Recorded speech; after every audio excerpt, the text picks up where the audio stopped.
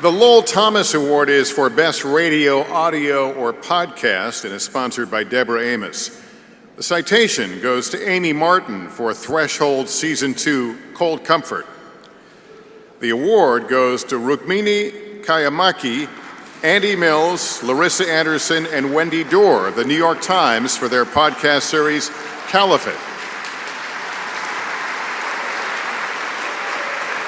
Caliphate used an effective mix of access, story arc, and analysis to tell a nuanced and complex story about ISIS, how it recruits, how it functions, how and why it could draw a young middle-class Canadian guy to travel to Syria to join the effort to create an Islamic Caliphate.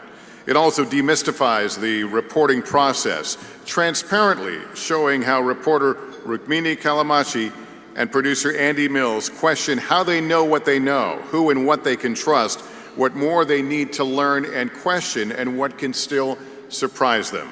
This transparency was not only engaging, it earned the listener's trust.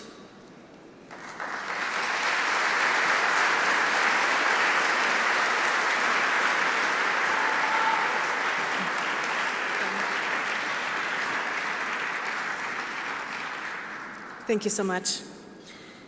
2 years ago, I was sitting at my desk at the New York Times when I got a phone call from a source calling to tell me that she believed that a member of ISIS, who was originally from Canada and who had fought alongside the terror group in Syria, had somehow made it past airport security and had returned to his home in Canada in a major metropolis there.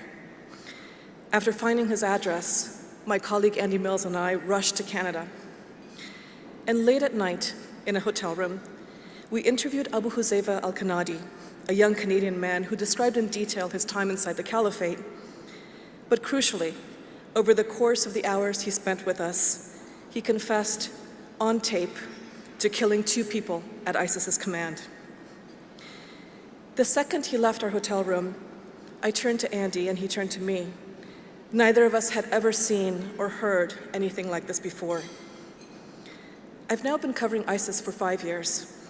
I've interviewed more than 50 members of the group, fighters, etc. The common thread between them is that they are willing to describe the brutality of the group itself, but they never implicate themselves in the crimes. What Huzaifa did, which no other source had done to that extent before, was that he explained in a step-by-step way how he went from being a kid from a loving family in Canada obsessed with Star Wars to an avowed terrorist and murderer. Back in New York, we shared the tape with our team, Larissa Anderson, Wendy Dorr, and Asta Chaturvedi, our amazing producers and editors. And we knew in that moment that this was something that people needed to hear. But the story of Huzaifa was also an uncomfortable one.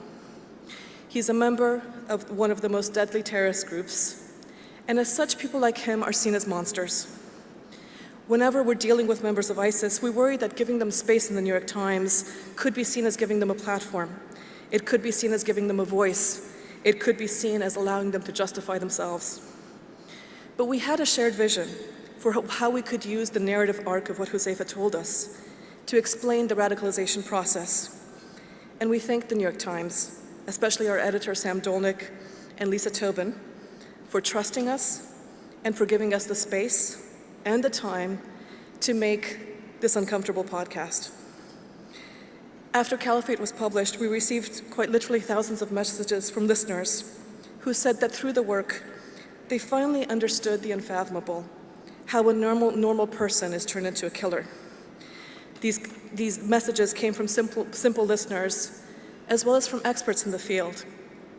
Jacob Zen, a scholar of Al-Qaeda and ISIS, wrote to say, "Even though I follow these issues every day and almost never gain insight from mainstream news, I've now understood radicalization more from your podcast than all the academic literature on the subject I have ever read."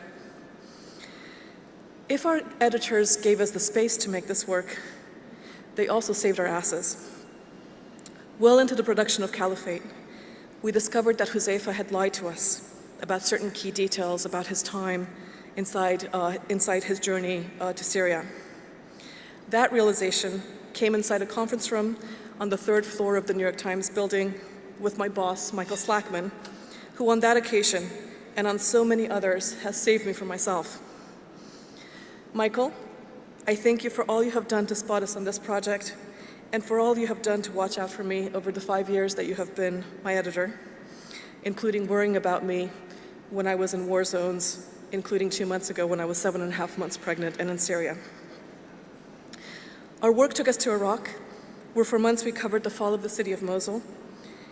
And really the unsung heroes of Caliphate are our Iraqi colleagues who drove Andy and I to the front lines, who negotiated our access, who spoke to the generals leading the fight and made sure that we had premier access to what we needed to see, and who extracted me from the Mosul airfield on the day when that position came under attack. I dedicate this prize to them, most of all to my brother Abu Malik, the bureau manager of the New York Times office in Baghdad, who has done more than he will ever know to help us on this project. Thank you so much.